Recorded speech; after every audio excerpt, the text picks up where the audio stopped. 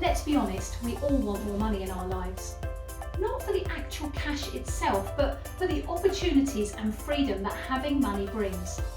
But there's no rule that says you can't make great money and help people. When you have more, you can do more.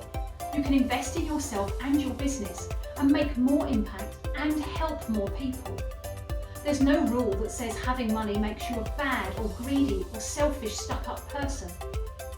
Is your money mindset getting in the way? Hi, I'm Claire, money coach and qualified financial advisor. For the last 14 years, I've been working in financial services sector and I run a successful financial services business. I'm here to help you walk into wealth, enriched, empowered and excited. I've built my dream life and now I'm going to help you build yours. And remember, if you have any questions, post them below, because at the end of each video, I answer one viewer's question. Okay, so let's get on with today's show. So by money mindset, I simply mean how you think and feel about money, or your underlying money beliefs. These are usually deep-rooted in what we heard and saw about money when we were growing up. Like your dad sneering at the guy in the fast car, or your mum's constant refrain that money doesn't grow on trees every time you ask for something. And as an adult, you need to explore this stuff and let go of the beliefs that no longer serve you, or are simply just untrue for you now.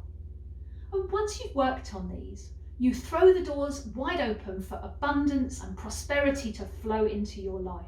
Now, I'm not one of these woo-woo people, honestly, but I do believe that positive people are likely to do better in life because they tend to attract the right people that can support them on their journey. They're also more likely to spot opportunities that move them towards their goals and dreams, because they have a clear picture of what they really want in life. But you are going to need to take action. You can't just imagine it into existence. You're going to need a plan. And the first stage is to get your foundations rock solid. Were you brought up with any bad money associations?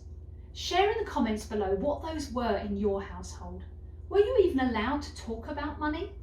Maybe you learned some great lessons. I'd love to hear your stories. Tell me below.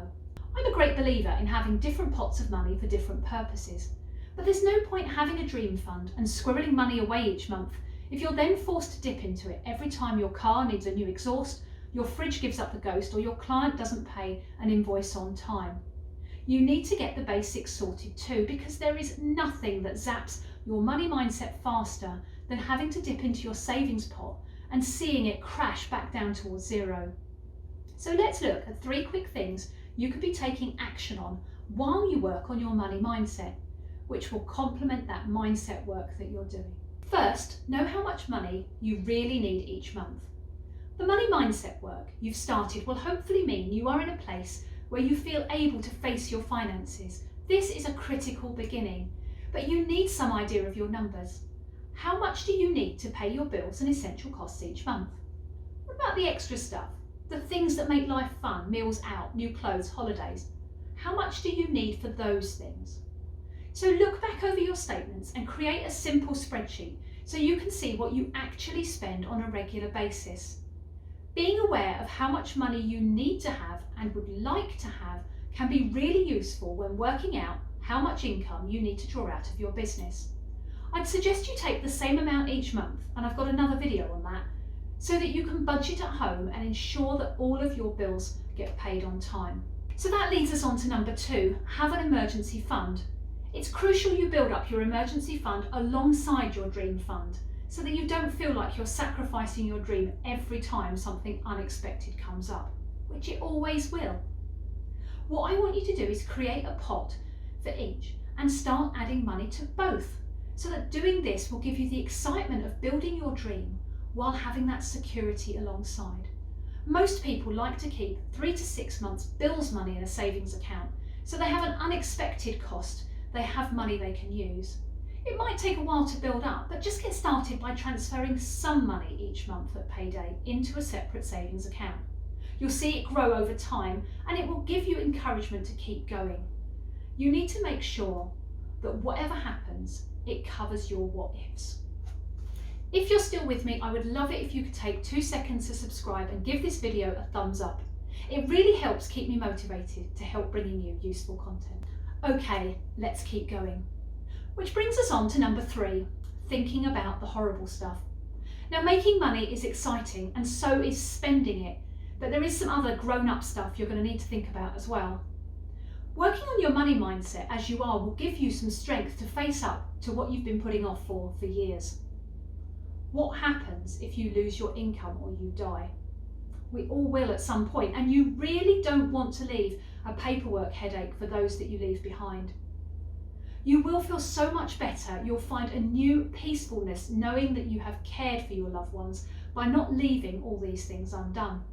So you need to get a will written, especially if you have children, and also think about how your family will pay for your funeral. What funeral do you want? A bit morbid perhaps, but inevitable for all of us. You might not have a savings set aside for this, and I'm sure you'd hate for your family to end up crowdfunding to cover it. So now is the time to either start saving for it, set up a funeral plan, or organise it as part of your life cover package. What about private sick pay? So if you're unable to work and your emergency savings run out, you still have an income. Now is the time to start exploring your options and working out what fits best into your plan. I know it's not always easy figuring out what to do for the best, but you can do it.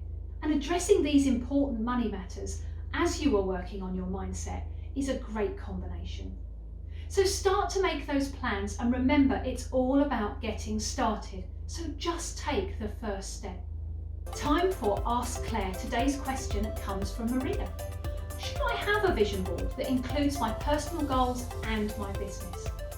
And the answer, yes, vision boards are great. They help you focus on your dreams and goals as long as you take action. I use them with all my one-to-one clients, and we focus not just on things you want to buy, but on experiences you want to have, places you want to go, and most importantly, how you want to feel. It's important to look at your dream life as a whole, which will include business and personal goals and allow you to strike a harmonious balance. I hope this has helped you take one step closer to that life you really want.